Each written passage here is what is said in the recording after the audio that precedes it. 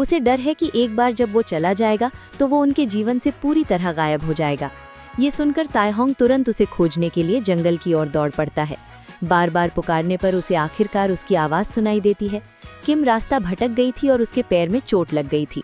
जैसे ही बिजली कड़कती है और भारी बारिश होती है, तायहोंग उसे सहारा देकर एक छोटी छोड़ी हुई झोपड़ी में ले जाता है। वहाँ वो ध्यान से उसका घाव चेक करता है।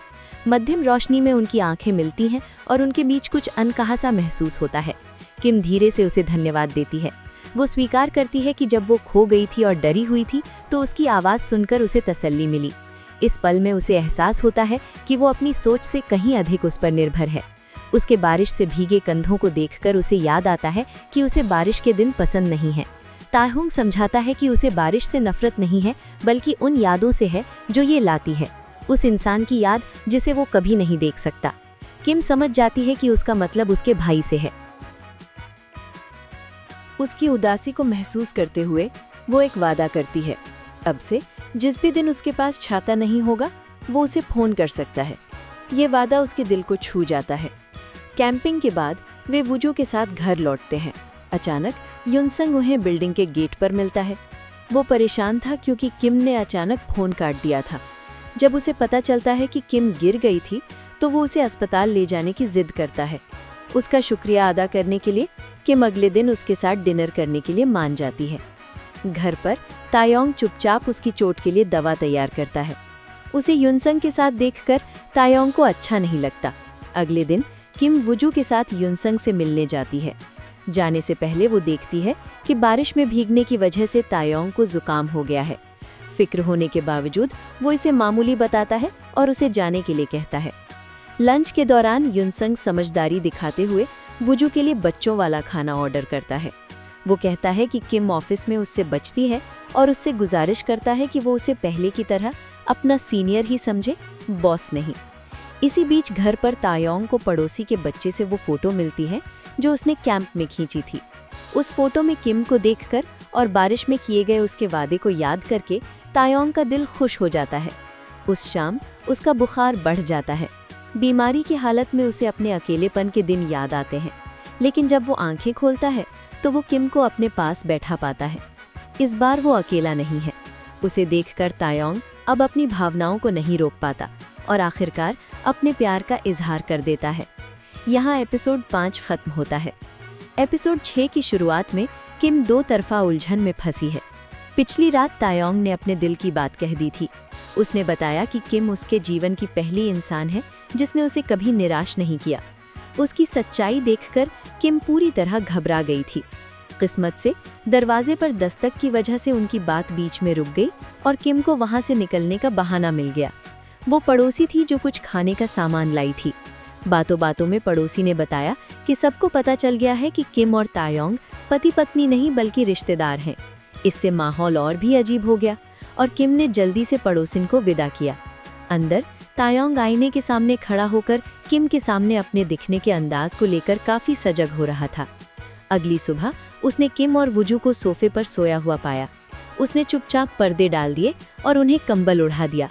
उसके दिमाग में पिछली रात की बातें चल रही थी, कैसे किम घर लौटकर उसकी देखभाल कर रही थी और प्यार से उसकी नाक को छुआ था। अब वो अनजाने में उसी जगह को छूता है और मुस्कुराने लगता है। जब किम गरम दलिया से जलने वाली होती है तो तायहोंग तुरंत उसे पानी देता है। अपनी भावनाओं के इजहार की वजह से वो अब भी शर्मिंदा थी, इसलिए वो पानी पीकर तुरंत वहां से चली जाती है। ऑफिस जाने से पहले किम को फोन आता है कि किंडरगार्टन में जगह खाली है और वुजू वहां जाना शुरू कर सकता है। वो तायहोंग को मैसेज करके बच्चे को वहां ले जाने के लिए कहती है। किंडरगार्टन में फॉर्म भरते समय अभिभावक शब्द को देखकर तायहोंग भावुक हो जाता है। उसे बारिश में अपने भाई का इंतजार करने के दिन याद आते हैं। वो वुजू से वादा करता है कि किम उसे लेने आएगी और वुजू उसे गले लगा लेता है। ये देखकर तायहोंग का दिल भर आता है। बच्चे को छोड़ने के बाद वो किम को रिपोर्ट भेजने के चक्कर में गलती से अपनी एक सेल्फी भेज देता है। वो फोटो देखकर किम फिर से घबरा जाती है और उसकी सहेली उसे चिढ़ाने लगती है। उसकी सहेली उसे समझाती है कि वो तायहोंग को केवल एक रिश्तेदार के तौर पर नहीं बल्कि एक पुरुष के रूप में देखे। किम अपनी भावनाओं से इनकार करती है। दूसरी तरफ युनसंग लगातार किम का दिल जीतने की कोशिश करता है। वो उसके लिए उसकी पसंदीदा ड्रिंक लाता है और बताता है कि सालों पहले उसे खोने के बाद से वो अब तक अकेला है। किम उसकी तारीफ करती है, जिससे युनसंग खुश हो जाता है। वुजू को स्कूल से लेकर घर लौटने पर भी किम और तायोंग के बीच खिंचाव बना रहता है। दोनों अजीब तरह से बात करते हैं। उस शाम तायोंग को फोन आता है कि उसका नया घर तैयार है और वो वहां रहने जा सकता है। उसे याद आता है कि 1 महीना पूरा होने वाला था। हिम्मत जुटाकर वो किम से कहता है कि उसकी भावनाएं सच्ची थीं, लेकिन वो उस पर कोई दबाव नहीं डालना चाहता। वो चाहता है कि वे पहले की तरह सामान्य हो जाएं। किम को ये सुनकर राहत मिलती है और उनकी बातचीत फिर से पटरी पर लौट आती है। तायोंग को किम की आदतों की इतनी समझ हो गई है कि वो बिना देखे बता सकता है कि उसका बटुआ या फोन कहाँ रखा है। एक दिन तायोंग को पता चलता है कि इलाके में चोर घूम रहे हैं जो अकेले रहने वाली औरतों को निशाना बना रहे हैं। वो तुरंत किम को मैसेज करके जल्दी घर आने को कहता है। जब वो अपना नया घर देखने जाता है तो वो जानबूझकर वहाँ कमियां निकालने लगता है ताकि उसे वहाँ शिफ्ट ना होना पड़े और वो किम के साथ ही रह सके। मजदूर परेशान थे, लेकिन वो अपनी जिद पर अड़ा रहा। उस शाम किम चिंता करते हुए कॉम्प्लेक्स के प्रवेश द्वार के पास उसका इंतजार करने लगी। जब वो एक अंधेरी गली से गुजर रही थी तो उसे महसूस हुआ कि कोई उसका पीछा कर रहा है। डर के मारे उसकी छाती भारी होने लगी। जैसे ही वो घबराने वाली थी, तभी कोने पर तेह्योंग दिखाई दिया। उसे देखकर किम के चेहरे पर तुरंत सुकून आ गया। पूरी बात सुनने के बाद तेह्योंग ने उससे वादा लिया कि अगर दोबारा ऐसा कुछ हुआ तो वो उसे तुरंत फोन करेगी। किम के साथ रहना जारी रखने के लिए उसने झूठ बोला कि उसका नया अपार्टमेंट मरम्मत की समस्याओं के कारण रहने लायक नहीं है। किम ने बिना किसी सवाल की उसकी बात मान ली और उसे रुकने के लिए कह दिया। उसने किम के लिए पेपर स्प्रे भी खरीदा, लेकिन उसे चलाने का तरीका दिखाते समय गलती से उसे अपनी ही आंखों में डाल लिया। किम ने जल्दी से उसकी आंखें धोने में मदद की, लेकिन तेह्योंग का पूरा ध्यान सिर्फ किम पर था। अगर अभी तक आपको वीडियो पसंद आई है तो वीडियो को लाइक सब्सक्राइब कर दें। उसे वो चमकती हुई सी लग रही थी।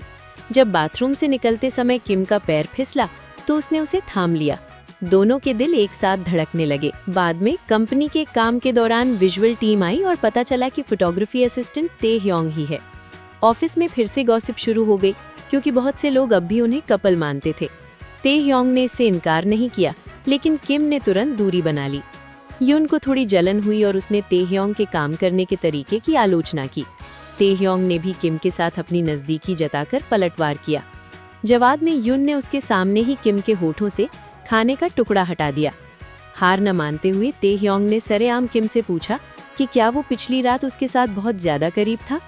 दोनों मर्दों के बीच तनाव साफ दिखने लगा। बाद में फोटोग्राफर के पति ने तेह्योंग को किनारे ले जाकर सलाह दी कि प्यार में सही समय हाथ से न जाने दे, वरना बाद में पछताना पड़ेगा। उस रात युन ने किम को 10 साल पुराने वादे के मुताबिक आतिशबाजी दिखाने के लिए बुलाया। उस समय युन के इजहार के बाद किम भाग गई थी। अब उसने कबूल किया कि वो जानती थी कि युन का परिवार अमीर है और वो गरीब, इसलिए अपने स्वाभिमान की वजह से वो पीछे हट गई थी। आतिशबाजी के बाद युन उसे घर छोड़ने गया। वहीं तेह्योंग अब भी स्टूडियो में था। जब किम घर लौटी तो वो ये देखकर हैरान रह गई कि दरवाजा खुला था और घर का सारा सामान बिखरा हुआ था। ऐसा लग रहा था जैसे चोरी हुई हो। एपिसोड 6 यहीं खत्म होता है। एपिसोड 7 की शुरुआत में किम युन के साथ घर लौटती है और घर की हालत देखकर डर जाती है। वो अंदर जाने से हिचकिचाती है, लेकिन युन तुरंत ऊपर जाता है। लाइट जलते ही वहाँ एक अनजान अधेड़ उम्र का आदमी खड़ा मिलता है। किम तब दंग रह गई जब उस आदमी ने बताया कि वो तेह्योंग का पिता है। उसी वक्त तेह्योंग भी घबराकर वहाँ पहुँच गया। जब किम ने उस आदमी की पहचान बताई तो उसका पिता फूट फूट कर रोने लगा और पछतावा करने लगा कि वो बहुत देर से आया है। सालों बीत चुके थे और इस अनजान पिता को देखकर तेह्योंग की भावनाएं काफी उलझी हुई थी। जब पिता ने पूछा कि वो इतने साल कैसे रहा तो उसने जवाब देने से मना कर दिया। उसने उल्टा अपने पिता के आने का मकसद पूछा। ये साफ होने के बाद कि पिता का कोई गलत इरादा नहीं है, तेह्योंग ने उन्हें ठंडेपन से याद दिलाया कि अब उनके बीच वैसा रिश्ता नहीं रहा कि वे साथ बैठकर पुरानी बातें करें। उसका पिता दुखी होकर चला गया, लेकिन तेह्योंग का ध्यान उन पर नहीं बल्कि किम पर था।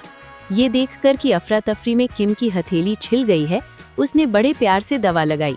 उसे अपने पिता के आने से ज्यादा इस बात की चिंता थी कि कहीं किम तो डर नहीं गई। पुरानी यादें फिर ताज़ा हो गईं। जब तेह्योंग बच्चा था तब उसके पिता ने अपने दुश्मनों से बचने के लिए उसे बेरहमी से छोड़ दिया था और उसे बलि का बकरा बनने के लिए अकेला छोड़ दिया था। आज भी वो याद उसे दर्द देती है। अगले दिन ताेह्योंग अपने पिता से दोबारा मिला, सुलह के लिए नहीं बल्कि उन्हें चेतावनी देने के लिए कि वे दोबारा बिना बुलाए ना आए। पिता ने एक और मौके की भीख मांगी और अपनी गलती के लिए माफी मांगी, लेकिन ताेह्योंग ने उन्हें माफ करने से इनकार कर दिया। वो उस इंसान के साथ परिवार नहीं बसा सकता जिसने उसे कभी छोड़ दिया था। इस बीच किम किंडरगार्टन से वूजू को लेने गई, तभी वहाँ यून अपनी कार से आया। उसने उन्हें घर छोड़ा और अचानक ऊपर आने का सुझाव दिया। मकान मालिक होने के नाते उसने किम की सुरक्षा के लिए शांति से ताले बदल दिए। जब वो औजार लेने गई तो यून और किम के बीच एक अजीब सा खिंचाव महसूस हुआ, जो ताेह्योंग के आने पर खत्म हुआ। दोनों के बीच मुकाबला शुरू हो गया। जाने से पहले यून ने ताेह्योंग से कड़े शब्दों में कहा कि अगर किम को कुछ भी हुआ तो उसे तुरंत बताए। ताेह्योंग ने तीखा जवाब दिया कि उसे किम की चिंता करने की जरूरत नहीं है। हालांकि यून की आखिरी चेतावनी कि ताेह्योंग के पिता किम के लिए खतरा बन सकते हैं उसे खामोश कर गई। बाद में ताेह्योंग ने अपने दोस्तों को पिता के वापस आने के बारे में बताया। सालों तक उसे लगा था कि दुनिया में उसका अपना कोई घर नहीं है, लेकिन किम और वूजू के आने के बाद उसने पहली बार अपनेपन की गर्माहट महसूस की।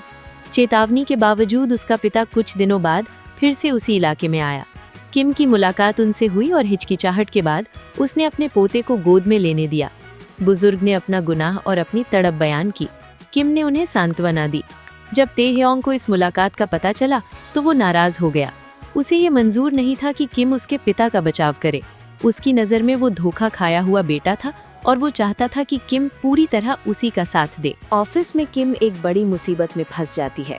उसकी टीम के प्रोजेक्ट को कंपनी के मुख्य प्लान के रूप में चुना जाता है, लेकिन तभी एक दूसरी कंपनी बिल्कुल वैसा ही प्रपोजल पेश कर देती है। ऑफिस में गॉसिप शुरू हो जाती है और लोग किम पर जानकारी लीक करने का आरोप लगाते हैं। कुछ का कहना है कि उसे ये पद केवल यून की तरफदारी की वजह से मिला है। अपनी बेगुनाही साबित न कर पाने के कारण किम चुपचाप आंसू बहाती है। यून उसे देख लेता है और रुमाल देते हुए उसे उसके सामने मजबूत बनने का नाटक न करने को कहता है। उसका साथ किम का हौसला बढ़ाता है। उसी शाम तायोंग पिछली रात की अपनी कड़वी बातों के लिए माफी मांगने कंपनी आता है। दूसरी तरफ मैनेजमेंट दूसरी कंपनी को जवाब देने के लिए एक प्रेजेंटेशन रखने का फैसला करता है। युनसंग इसके लिए किम का नाम आगे बढ़ाता है, लेकिन बड़े अधिकारी उसकी काबिलियत पर शक करते हैं। युन एक निष्पक्ष मुकाबले की जिद करता है। जब किम अधिकारियों को अंग्रेजी में बात करते सुनती है तो वो आत्मविश्वास के साथ चुनौती स्वीकार कर लेती है।